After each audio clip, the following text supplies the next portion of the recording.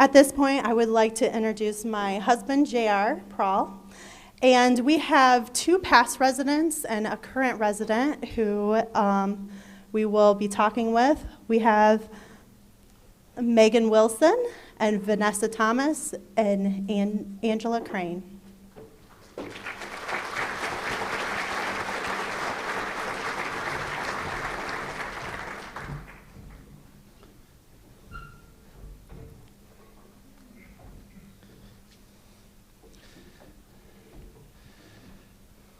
Is everybody having a good evening so far? How's dinner? Good? Excellent. That's what I want to hear. Bradley, wherever you are, good job. We have some residents up here that come from a wide variety of backgrounds. God has truly blessed us with each and every resident we've had. These 3 very timely in the fact that they all represent just such dramatic differences and different phases of our program as well. Megan has been out of our program for several years now. She's the oldest resident we have up here. And Vanessa, she's been out for a little while. And Angie's still living with us. So you'll get a different perspective from each one of them. One of the first questions I want to ask is, what is your favorite part about living at the Family Life Center? My favorite part about living at the Family Life Center is that it's just not a center. I know it has the center in its name, but for me it's a home setting. My favorite part is when we all sat down around the dinner table and we just didn't be silent. We just didn't have our own little conversations. And so we all did talk about our day and everything, and that's what I really greatly loved about the Family Life Center. I liked the free food. No, I liked the house parents. It was nice to have someone kind of close to my age to talk to, and they had kids as well, so it was nice. At least he didn't call us normal, so it's okay. Specifically for you, Angie, would you like to share what your life was like growing up and how you want that to be different for your son, Atreyu, and how you think the Family Life Center can help you get there? Growing up, I really didn't have that great of a home life. I was bounced around from foster home to foster home from the age of 8 until I aged out at 18.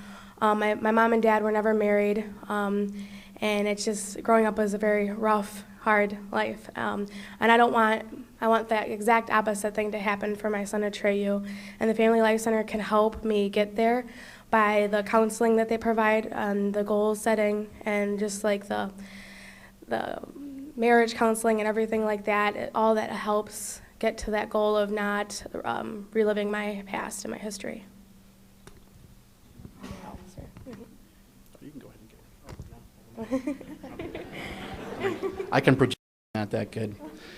Vanessa, tell us how the Family Life Center helped you when you were debating whether to parent or adopt, and how we helped you after your baby was born. Well, you really helped me because they were always there for me when I needed somebody to talk to. They went through all the books with me. They helped me meet the parents, the prospective parents, and they really guided me spiritually and emotionally, and they really helped me. And they helped me after the baby was born by emotionally supporting me, helping me get back on my feet, get ready. They just supported me, and that's how they really gave me the greatest thing I could have asked for from them, was a great home and a great spiritual leadership, because it was just amazing. Megan, lovely Megan. She was the joker in the house. I don't know if you could tell that or not. No, not you. How hard is it for you to support yourself now that you are independently living and off of government assistance, and how did we help you get to that point? We need a couple microphones up here. You guys showed me what I needed to do. You guys were parents, obviously. I was living in the house, expecting. I knew kind of what I needed to do to buckle down and do what I needed. I needed to get a job, a good job, support me and my child, and make sure that I could do it on my own and not with my help, the help of my parents. So you guys kind of showed me what I needed to do to be a good parent.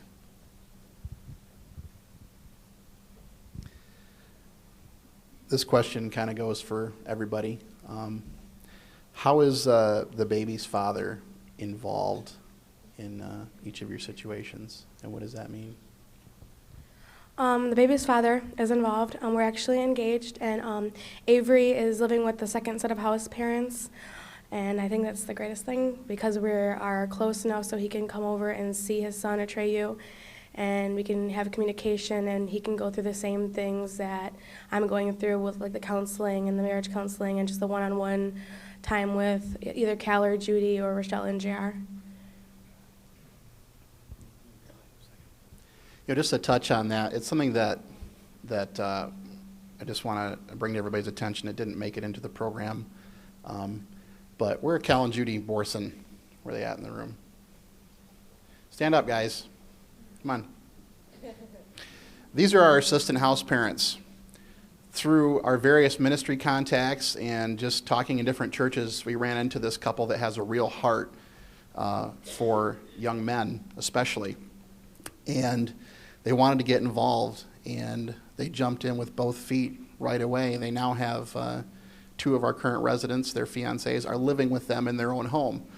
Unlike our home that was designed for that, to have a little bit of separation at least, their home was not. So they're all living very intimately together and learning and teaching, and it has been an amazing gift. They have shown a great desire to continue in that ministry with us, and so I wanted to give them the credit that they are due. They are truly an extension of our ministry, and we hope to grow that portion in the future because the men are just as important.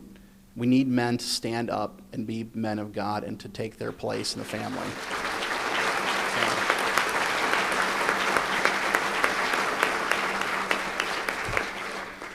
So back to you, Vanessa. Thanks for that. Well, my baby's father wasn't really involved throughout the whole process. I had to actually contact him from a different state because he lived in a different state to let him know that I was giving the baby up. And unfortunately, he never signed the papers, so his rights were given up at the court date. And so now my son is happily with 2 parents that can take care of him and help him. My son does not know his dad. His dad has never been involved, so that's where he's at there.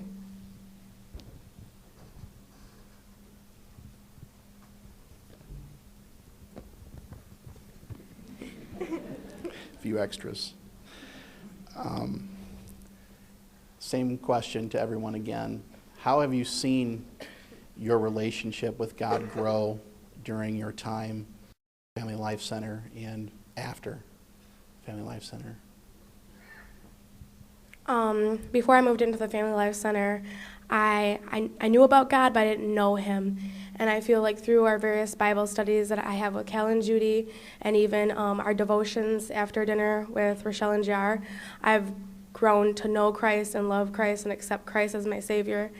And it's a beautiful thing. And it really hit me when my son was born, how something so beautiful could be given to me by that God.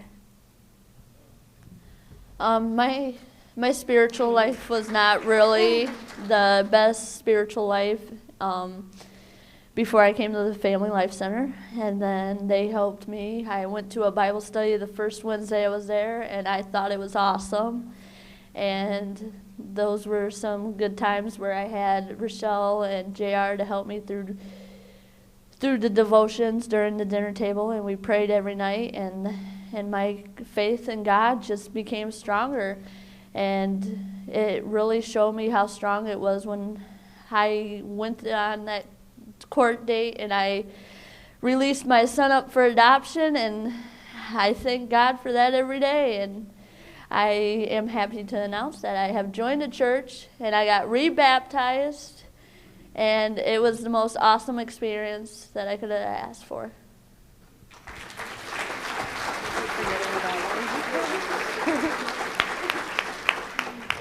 I grew up in a Christian home, so I've always known God.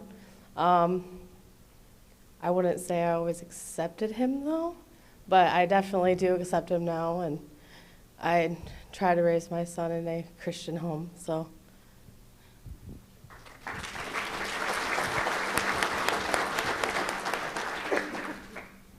I hope that through the young women that God has brought to us, even years ago, to prepare these testimonies in advance for this evening, I hope that you have a clearer understanding of what we do and how important of a mission field this really is. You know, we're really a ministry of depth more than width. You know, we're here to change generations, mothers, fathers, children, and to see that passed down. You know, I hope someday to have this banquet and have the children of these moms coming up here and saying what a blessing that it has been in their life to have their mother know Christ. So thank you very much for your time. It's been a pleasure to be a part of this organization, and these women are very brave for coming up here tonight. So